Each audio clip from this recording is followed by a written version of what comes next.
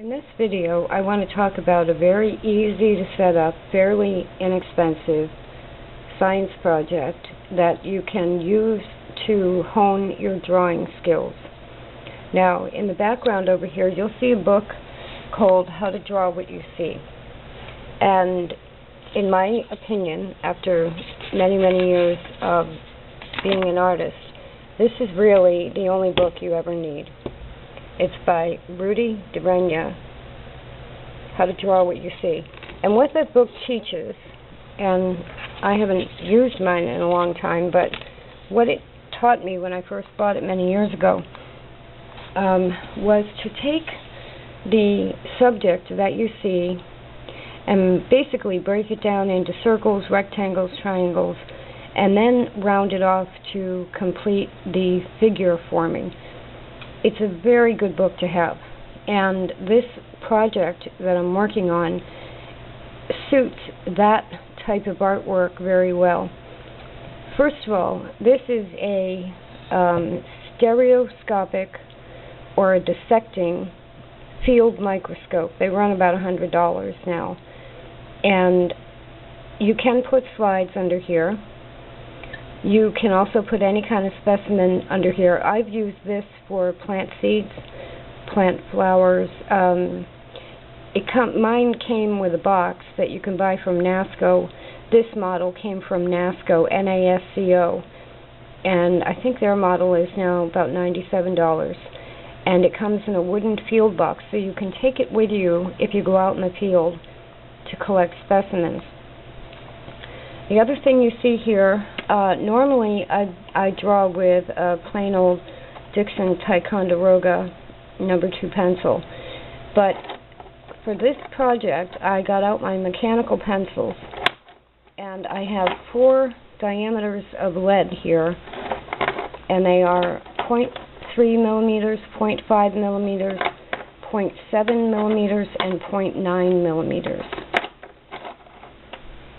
That is going to give me 4 different line widths, and that with a small detailed drawing, because I'm going to keep these, they're going to be obviously bigger than life size for the ants, but they're going to be under 2 inches wide, the drawing. So instead of the Dixon Ticonderoga pencils, which even when very, very sharp, they aren't as narrow a tip as a mechanical pencil. Now, in addition, I have a white vinyl eraser in a holder. This brand is called Papermate Tough Stuff, and I have a blending stump. So those are the drawing implements I'm going to be using, and the microscope will be for studying specimens. The microscope, you can use a magnifying glass in the same way. You can also just use regular No. 2 pencils and just keep them very sharp and draw carefully. Now, what these are ant farms. And the one on the left is more or less a new style of ant farm.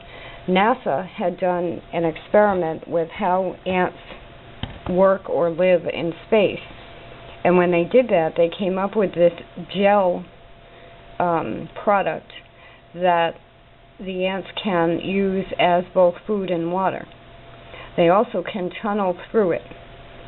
So if I were to drop the ants in here now, eventually they would build their tunnels, and because they bite and pick up a piece of the gel to move it out of the way to tunnel, they're actually able to eat it and get food and water as well.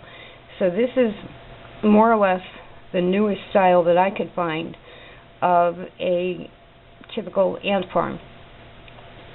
And this is the older kind.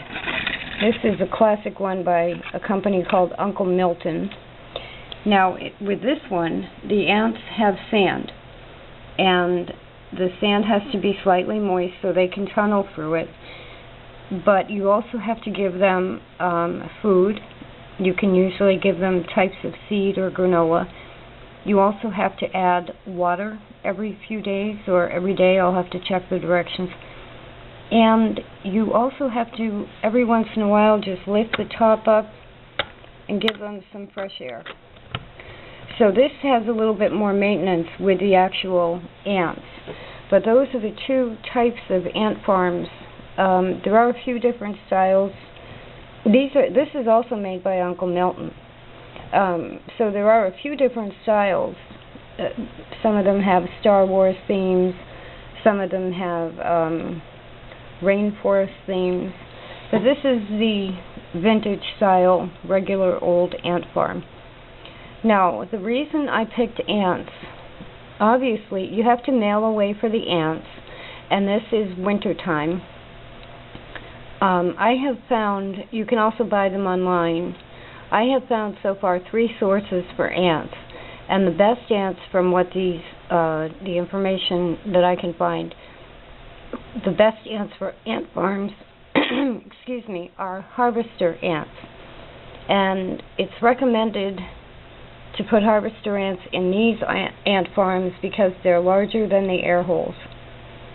Now, I have grease ants in my kitchen sometime, and I think our rock ants outside, but the rock ants are very, very tiny. And I also have large wood ants.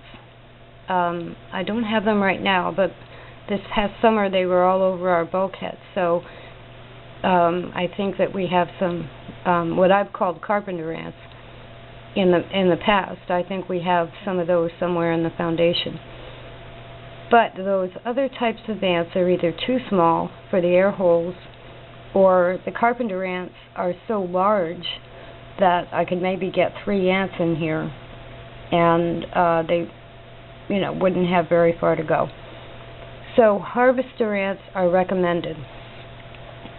Now, I'm doing this as an art project in order to draw ant anatomy, more or less scientific type drawings. I'm also doing this as a study in social behavior. I've only briefly looked into ants. My background is in horticulture and more or less botanical illustration. But accidentally over the holidays I came across ant farms, and I don't think we had these as kids. We did have fish tanks. My brothers had turtles. I had birds. We had hamsters. We've had a lot of small animals.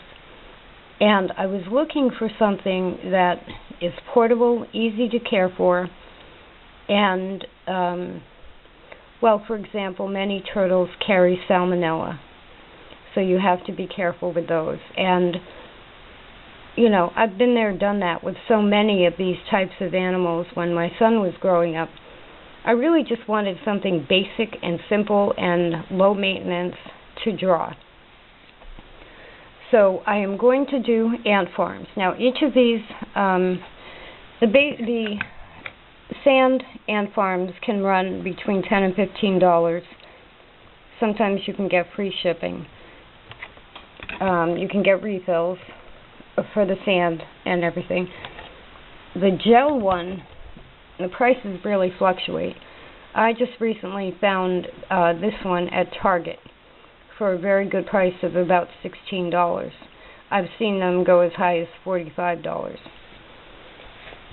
So you have to shop around, and then you either order the ants online or you can mail away to order the ants, but don't be surprised if they won't ship them depending on your temperature in your area. And then there's a whole set of instructions as far as what you do with the ants when you get them before you put them in the ant farm. So let's say you get one ant farm and it's $20 with the shipping. The ants are about $5, and then depending on whether you get a heat pack and everything in the box, so that's $25. If you have regular Dixon Ticonderoga pencils and a magnifying glass, that's under another $10. So for about $30, and then you could get the book from the library, you can set up a science project where, now you can't handle the ants because they can bite and they can sting. Both of these ant farms are set up that the ants can't get out. This one, well, I guess on either of them, unless you leave the top off or something. This one has an added bonus of lighting up. Let me just put that on. So if the ants were tunneling through there, their tunnels would light up. So it's kind of interesting as an experiment whether or not you're drawing. But the ants will, normally in the wild, they could live anywhere up to, I think the oldest ant was like 30 years old. Expect them to live between 1 and 3 months in an ant farm. But because they're a living specimen that you can easily keep in your home, and because you can get as close as this or that, and they're not going to pay any attention to you. You're not going to be harming them by looking at them very closely. It's a perfect subject for learning how to draw. In this case, it's insects, but the way and the methods that you're going to work out drawing that are going to be similar for drawing anything else. So it teaches you to look at the subject, to look closely, see what it's shaped like, how they act, how they behave, and then impart that into a drawing. So it's an easy science project. In my case, it's also going to allow me to study the social cooperation in an ant colony. There's so many things to learn about ants. For example, there's only one queen in a colony. 2 separate colonies, the ants will fight with each other. There are different types of ants in a colony, workers, soldier ants. There's so many facts you can learn about it. It's a wonderful experiment.